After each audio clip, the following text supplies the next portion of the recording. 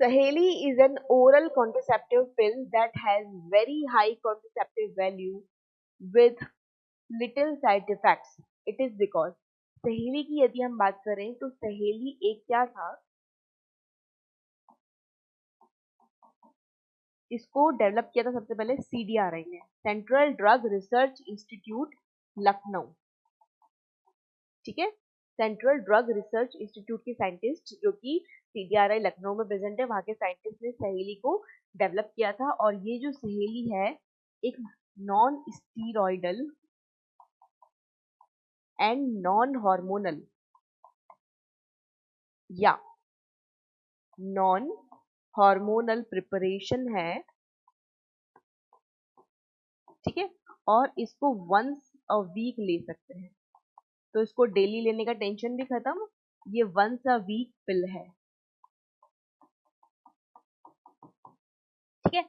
तो बेसिकली यदि आपसे पूछा जाए कि इसके साइड इफेक्ट इतने कम क्यों है, तो क्योंकि नॉन स्टीरॉयडल है, इसमें स्टीरॉइड्स ही नहीं है, हार्मोन्स ही नहीं है ना। तो ये जो है, अब इसमें स्टीरॉइड नहीं है तो इसकी बॉडी के ऊपर साइड इफेक्ट कम है। इसका फिर मैकेनिज्म ऑफ एक्शन क्या होता है, ईस्ट्रोजन रिसेप्टर पे वर्क करती है ना, यूट्रस में ईस्ट्रोजन रिसेप्टर पे वर्क करती है, ये इसका मैकेनिज्म ऑफ एक्शन है। उन रिसेप्टर्स से ईस्ट्रोजन को जुड़ने नहीं देती, ठीक है।